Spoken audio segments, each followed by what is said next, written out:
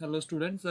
देखिए आज का जो वीडियो है हमारा वो specially design to domain range के ऊपर है। I just came to know कि बहुत सारे बच्चों को डोमेन रेंज में बहुत ज़्यादा दिक्कत आती है, तो इसी को हम बहुत ज़्यादा सिंप्लीफाइड वे में करेंगे, ज़रा समझना। अगर हम बात करते हैं डोमेन ऑफ ए फंक्शन,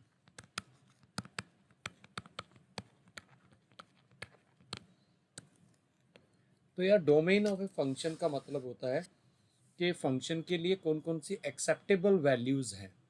अब ये एक्सेप्टेबल यानी you can say that set of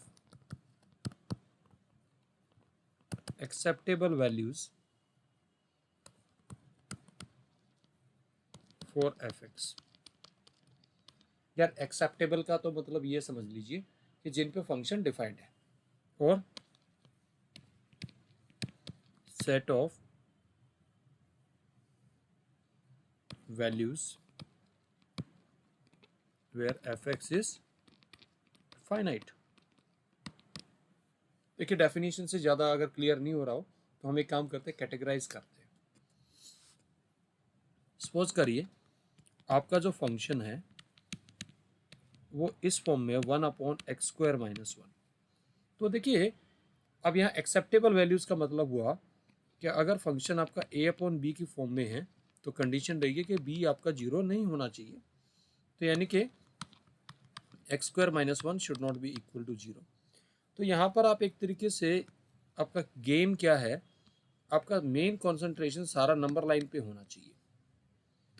हमारा पूरा पूरा फोकस नंबर लाइन पे रहेगा और मैं आज की पूरी क्लास नंबर लाइन के बेसिस पे ही आपको सिखाएंगे कि डोमेन रेंज कैसे निकालें।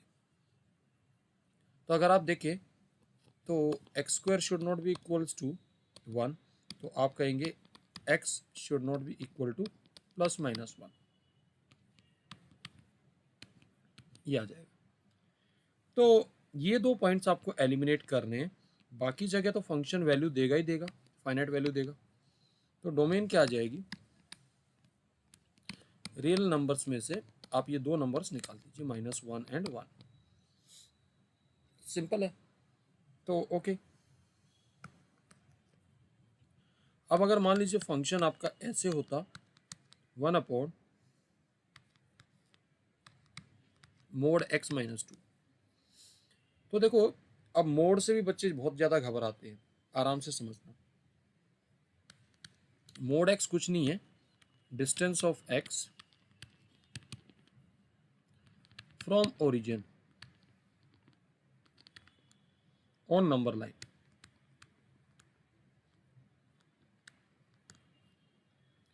तो जो पहले अपने आप से पूछ के देखना, यहीं पे ये पूरी नंबर लाइन आपके सामने मैं कंस्ट्रक्ट कर रहा हूँ। ये 0 है, ये 1 है, ये 2 है, ये -1 है, ये -2 है, ये -3 है, ये 3 है। बहुत सारे नंबर होंगे, ठीक है। तो हम क्या करते हैं, इन सारे नंबर्स का मोड निकालते हैं। मोड निकालने का मतलब क्या हुआ कि that you are finding the distance. तो जरा देखिए 3 का मोड क्या है, 3। मैं यहाँ पे मोड लिख रहा हूँ सबके, इसका 2, यानी 3 का ओरिजिन से डिस्टेंस 3 यूनिट है। इसका 1 आएगा, इसका 0 आएगा, 1 आएगा, 2 आएगा, 3 आएगा, -4 का 4 आएगा, 4 का 4 आएगा। अगर आप नंबर लाइन के दोनों हिस्सों को देखें, इस वाले पार्ट को देखें और इस वाले पार्ट को देखें, ओरिजिन से ये सारे के सारे नंबर इक्वली स्पेस्ड हैं, यानी कि बराबर बराबर डिस्टेंस पे हैं।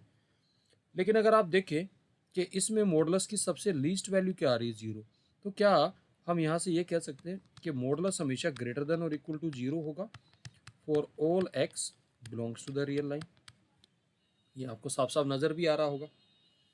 तो अब आपको यहाँ क्या इंश्योर करना। अब एक बात और अगर आपसे पूछूं, अगर किसी नंबर का मॉडुलस 2 है तो आप खुद बताइए पॉसिबल वैल्यूज़ क्या क्या है। अब यहाँ से एनसर्कल करिए, देखिए -2 का भी मोड और 2 का भी मोड। तो हम कह सकते हैं कि x की दो पॉसिबल वैल्यू आएंगी, +-2। तो इस क्वेश्चन में आपको क्या करना है, you have to ensure that denominator 0 नहीं होना चाहिए, that should not be equal to 2, यानी कि x आपका +-2 को छोड़ के सारी वैल्यू ले लेगा। तो डोमेन क्या आ गई, रियल नंबर एक्सेप्ट -2 and 2। ये बात आपको अब साफ साफ नज़र आ रही होगी, देखिए definitely you can understand it. अब अगला क्वेश्चन, अगर इसी को थोड़ा सा मैं और कॉम्प्लेक्स कर दूं कि सपोज करिए कि आपका फंक्शन स्क्वायर रूट में है, तो स्क्वायर रूट के अंदर कंडीशन क्या है कि जी आपका फंक्शन वो ग्रेटर देन और इक्वल टू 0 होना चाहिए for all x belongs to the, जो भी आएगी उसकी डोमेन, यानी कि फंक्शन की को वो वैल्यू चाहिए जिसके लिए ये पॉजिटिव वैल्यू, क्योंकि आप नेगेटिव नंबर का स्क्वायर रूट नहीं निकाल सकते। अब यहाँ आराम से देखना, सपोज मेरा क्वेश्चन है √x² - 1 का हमें डोमेन निकालना है, तो चलो कॉमन सेंस से करते हैं क्वेश्चन, ज़्यादा मैथमेटिक्स नहीं लगाते हैं।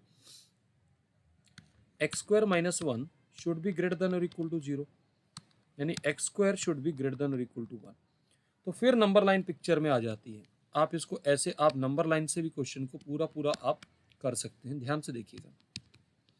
अब नंबर लाइन बना लीजिए 0 1 2 3 -1 -2 -3। अब एक काम करिए, इन सारे नंबर्स के आप स्क्वायर्स निकालना स्टार्ट करिए। Let us find squares. क्या आएगा, इसका 9 आएगा, इसका 4 आएगा, 1 आएगा, 0 आएगा, 1 4 9।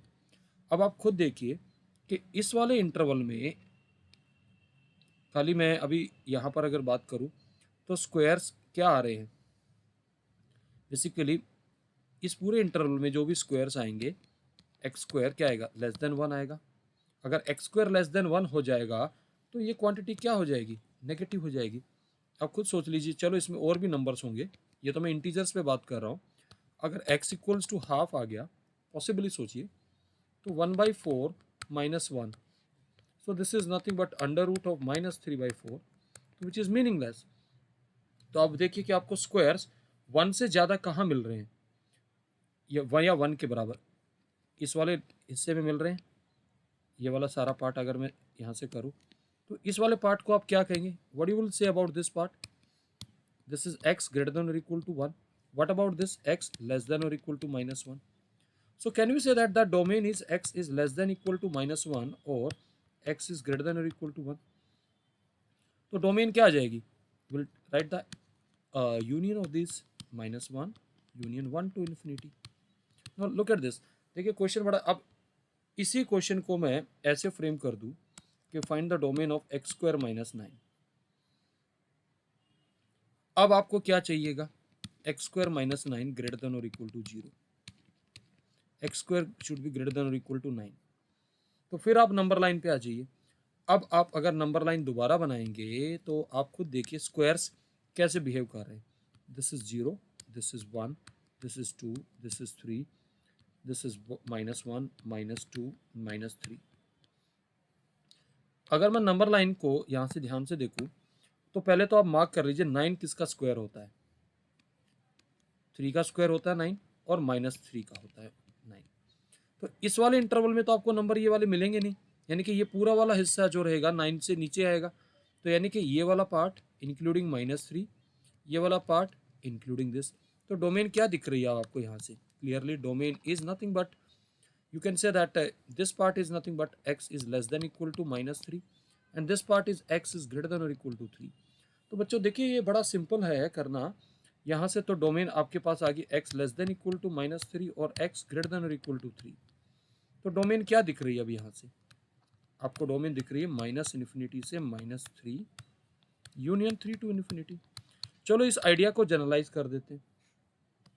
अगर √x² - आपसे a² की कोई डोमेन पूछे, I am taking any real number जिसके स्क्वायर की बात कर रहा हूँ मैं, तो अगर नंबर लाइन पर यहाँ a होगा -a होगा तो ये a होगा, तो डेफिनेटली इसके जो स्क्वायर्स होंगे a² से बड़े वो इस वाले हिस्से में लाई करेंगे और इस वाले पार्ट में इंक्लूडिंग दिस पार्ट। तो what should I write, x² - a² should be greater than equal to 0। तो देखिए बहुत सिंपल है, मैं नंबर्स के साथ ही खेल रहा हूँ। तो क्या दिख रही है डोमेन, डोमेन आ जाएगी आपकी -∞ से -a union a to infinity. Now look at this, देखिए खाली नंबर्स का ही गेम है। अब आप खुद सोचिए, अगर मैं एक्सप्रेशन ले लूँ अंडर रूट ऑफ से 9 माइनस एक्स स्क्वायर, अब मैंने थोड़ा सा चेंज कर दिया, तो अब मुझे क्या चाहिए, 9 minus x square should be greater than equal to 0, यानी कि नंबर का स्क्वायर क्या आना चाहिए, लेस देन और इक्वल टू 9। तो अब आप खुद देखिए ये कहाँ मिलेगा, नंबर लाइन बनाइए, 0 1 2 3 -1 -2 -3। तो सी आपको क्या चाहिए है, व्हाट इज योर डिमांड। तो पहले तो आप ये देखिए कि ये जो 9 है ये किसका स्क्वायर है, ये -3 का भी है और 3 का भी है। इस तरफ जाएंगे तो 9 से ज़्यादा हो जाएगा स्क्वायर, ये नेगेटिव हो जाएगा। तो कौन से वाला पार्ट मिलेगा, -3 और 3 के बीच वाला पार्ट। तो डोमेन साफ साफ दिख रही है -3 to 3। तो क्या इस आइडिया को आप जनरलाइज कर सकते हैं, अगर रूट ए स्क्वायर माइनस एक्स स्क्वायर दे रखा है तो डेफिनेटली अगर इधर माइनस ए होगा और इधर ए होगा तो ये वाला हिस्सा नेगलेक्ट करेंगे, तो डोमेन क्या आएगी, माइनस ए और ए के बीच के नंबर्स आ जाएंगे। Now look at this, it's very simple task to find this. तो आपने देखा कि बहुत इजीली आप डोमेन वर्कआउट कर रहे हैं। अब चलो थोड़ा सा इसके साथ इसमें थोड़ा सा और इंटरेस्टिंग बना देते हैं। अगर क्वेश्चन ये आ जाए कि find the domain of under root of modulus of x -1, तो देखिए ये भी कॉम्प्लिकेटेड नहीं है। तो यहाँ आपको क्या करना पड़ेगा, स्क्वायर रूट डिफाइन करने के लिए ये ग्रेटर देन और इक्वल टू 0 होना चाहिए, यानी कि mod x should be greater than और इक्वल टू 1 होना चाहिए। तो यार फिर नंबर लाइन पे ही आ जाइए आप, let us come on the number line. So see, मैंने अभी थोड़ी देर पहले आपसे सारे मॉडुलस कैलकुलेट करवाए थे।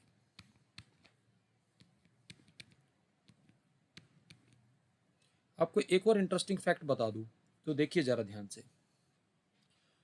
हमने कहा कि मोड x ग्रेटर देन और इक्वल टू 1, आप चाहो तो स्क्वायरिंग भी कर सकते हैं, मोड x का स्क्वायर ग्रेटर देन और इक्वल टू 1 का square. And please try to understand that x square is same as mod x square and x square mod, आप वेरीफाई कर सकते हैं। तो बेसिकली क्वेश्चन कहाँ शिफ्ट हो गया कि नंबर का स्क्वायर 1 या इससे ज़्यादा, तो यानी कि अब हमारा क्वेश्चन कहाँ शिफ्ट हो गया, जो अभी मैंने आपको बताया था। तो साफ साफ आपको दिख रहा है कि यहाँ पे आपको किसको इंक्लूड करना पड़ेगा, 1 को और उसका पूरा राइट, -1 को और इसका पूरा लेफ्ट। तो डोमेन क्या आ गई भाई, डोमेन आपके पास आ गई -∞ to -1 union 1 to infinity. Now see, तो कोई मॉडुलस से भी घबराना नहीं है बच्चों, तो ये छोटी छोटी बातें हैं। अब अगर मान लीजिए आपके पास क्वेश्चन आ जाए कि जी f(x) is equals to under root of x upon x plus 1, अब कहेंगे सर इसको कैसे करें, भाई इसको भी करेंगे। तो अब आपको क्या इंश्योर करना पड़ेगा, x upon x plus 1 should be greater than और इक्वल टू 0। अब यहाँ पे चलो इसको भी कॉमन सेंस से करते ना, I am not using complicated maths. ये क्या है, a अपॉन बी की फॉर्म में है, तो ये कब 0 से बड़ा होगा। अगर मैं यहाँ से केसेस बनाऊं तो मेरे पास ये केस आना चाहिए, a greater than equal to 0, b greater than 0, क्योंकि डिनोमिनेटर में 0 नहीं चाहिए। दूसरा a less than equal to 0 और b लेस देन, या तो दोनों नेगेटिव होंगे या दोनों पॉजिटिव होंगे। तो यार चलो स्टार्ट करते हैं। पहला case, x greater than equal to 0 and x plus 1 greater than 0, x greater than equal to 0 and x greater than -1। जरा बताओ इन दोनों का कॉमन पार्ट क्या आएगा, आप खुद बताइए। अगर मैं इसको ट्रेस कर रहा हूँ, ये 0 है, ये -1 है, एक तो -1 का पूरा राइट वाला पार्ट है और एक आपका 0 का पूरा राइट है, तो कॉमन पार्ट क्या आ जाएगा, can we say that this will, we can easily conclude जी x ग्रेटर देन 0 होगा, ये दोनों का कॉमन पार्ट है ग्रेटर देन और इक्वल टू 0। तो इसको आप लिख सकते हैं कि जी x आपका 0 से इन्फिनिटी होना चाहिए। चलो जी केस 2 ले लेते हैं, x less than equal to 0 and x plus 1 strictly less than 0, x less than equal to 0 ले लिया एंड x लेस देन -1। अब आप बताइए अब कॉमन क्या आएगा, ये रहा 0 और ये रहा -1। पहले वाला पार्ट कह रहा है जी 0 का पूरा लेफ्ट है, दूसरे वाला पार्ट आपको क्या इंडिकेट कर रहा है, दूसरे वाला पार्ट आपको कह रहा है कि जी -1 को छोड़ के पूरा लेफ्ट है। तो जी कॉमन क्या दिख रहा है आपको, can we say that this will automatically imply कि जी x आपका -1 से छोटा है, तो साफ साफ दिख रहा है। So from this we can conclude that is your x belongs to -∞ to -1 open. तो डोमेन क्या आ जाएगा इन दोनों केसेस का यूनियन, तो domain will be -∞ to -1 union 0 to infinity। Now look at this, question complicate नहीं है, आइडिया आपको लेना है और किस आइडिया से क्वेश्चन को सोल्व करना है। आपने देखा कॉमन सेंस से क्वेश्चन को हमने निकाल दिया, चाहते तो we would have used directly science की मेथड, बट मैं अभी इतना उस पर नहीं आ रहा हूँ, सिर्फ बेसिक से क्वेश्चन को हम सोल्व कर रहे हैं। और देखिए बहुत हद तक क्वेश्चन बेसिक से ही सोल्व हो जाता है, तो इतना ज़्यादा कॉम्प्लिकेटेड सॉल्यूशन देने का ना तो मेरा हैबिट है, और मेरा भी सिंपल ये है कि जितना ज़्यादा सिंपल रहेगा सॉल्यूशन उतना बच्चों के लिए बेनिफिशियल रहेगा। नाउ सी, अब अगर मान लीजिए हमारे पास आपने पढ़ा होगा ग्रेटेस्ट इंटीजर फंक्शन, यार इसको पहले से स्टडी करते हैं, इसको हम क्या कहते हैं, ग्रेटेस्ट इंटीजर फंक्शन। अब बच्चे एक तो नाम से जो है घबरा जाते हैं, तो कहते हैं ग्रेटेस्ट इंटीजर फंक्शन, यानी ये तो बड़ा इंटीजर होगा। देखिए इसका सेंस क्या बनता है, पहले आपको इसकी सेंस समझा देते हैं, आराम से समझना, फिर आपको ये बात सारी समझ में आ जाएगी। मैंने कहा था नंबर लाइन से ही सारा गेम है, 0 1 2 3 -1 -2 -3। एक काम करते हैं, मैं ब्रैकेट में लिख रहा हूँ 2.3। आपको क्या देखना है, 2.3 को एलोकेट कर दीजिए, ये रहा 2.3। अब आपको क्या देखना है, इसके लेफ्ट में कितने सारे इंटीजर, वो सारे इंटीजर्स की एक लिस्ट बनाओ, that is integer left of 2.3, वो सारे इंटीजर्स की लिस्ट बना के लिख दो। क्या क्या आएंगे आप ही बताइए, 2 1 0 -1 -2 -3 एंड सो ऑन। अब बताइए आउट ऑफ दिस इन सब में सबसे बड़ा इंटीजर कौन सा है, दैट इज 2। तो that is why we call this as greatest integer on the left of 2.3। क्या कहेंगे इसको हम, ग्रेटेस्ट इंटीजर लेफ्ट ऑफ 2.3। तो अब आपको बात समझ में है कि ग्रेटेस्ट इंटीजर क्यों कह रहे हैं। चलो अब बात समझ में आई, अगर यहाँ पे मैं आपसे कहता what is greatest integer of 1, तो यार वो तो 1 ही है, लेफ्ट में जाने की जरूरत नहीं है। तो इन दो बातों से आपने क्या सीखा कि जी ये ग्रेटेस्ट इंटीजर ऑफ x, ये x आएगा अगर x इंटीजर ही है, और ये greatest integer of x less than और इक्वल्स टू x या लेस देन x आएगा, strictly less then x if x is not an integer.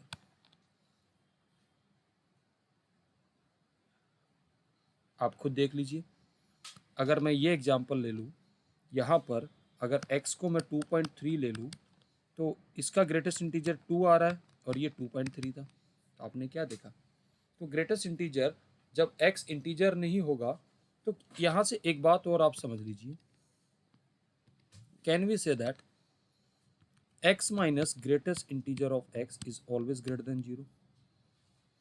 देखिए अब आपके सामने ही मैं चीज़ें बना रहा हूँ, कोई अपनी पास से कोई चीज़ नहीं बना रहा हूँ। अच्छा चलो एक और इंटरेस्टिंग चीज़ अभी आपके सामने ही है, अब x तो कोई भी रियल नंबर होगा, और एक और चीज़ देखिए, जब भी किसी नंबर पे ये ब्रैकेट लग जाती है, इसको शॉर्ट में हम कहते हैं GIF, ग्रेटेस्ट इंटीजर फंक्शन। तो ये हमेशा क्या वैल्यू देगा, always gives you integer, always integer. x कोई रियल नंबर है, this is any real number, कोई भी रियल नंबर है, उस रियल नंबर में से हम उसका इंटीजर पार्ट माइनस कर रहे हैं, तो आपको क्या मिलेगा in turn? What you will get, this is nothing but fraction part. इसको हम कहते हैं fractional part function.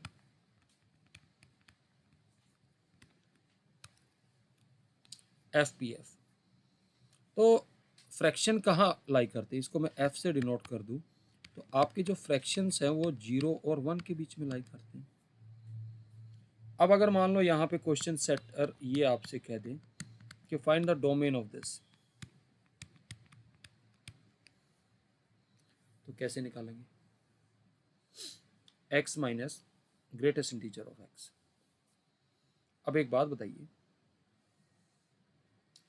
x minus greatest integer of x क्या होना चाहिए? ग्रेटर देन और इक्वल टू 0, यानी x must be greater than equal to. एक बात, ये है क्या? अभी आप ये बताइए, x minus greatest integer of x, ये तो फ्रैक्शनल पार्ट है, और मैंने क्या बताया, ये किसके बीच में लाई करता है?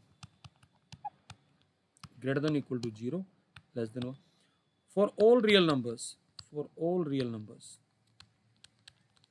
तो बेसिकली डोमेन क्या आ गई इसकी? ये तो हर एक आर के लिए डिफाइन है। प्रॉब्लम कहाँ आती अगर इस फंक्शन को मैं ऐसे डिफाइन कर देता?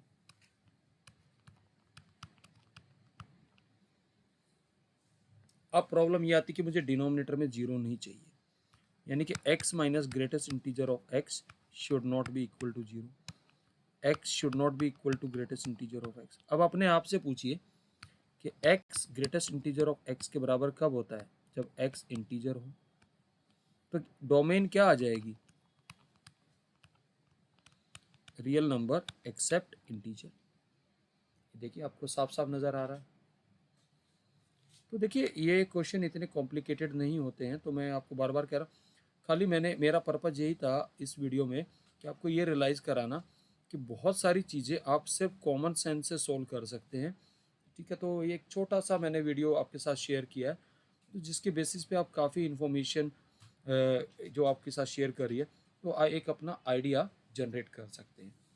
Okay students, so wait for the next video जिसमें हम रेंज के लिए वर्कआउट करेंगे और रेंज के बारे में आपको बताएंगे। Okay, bye everyone.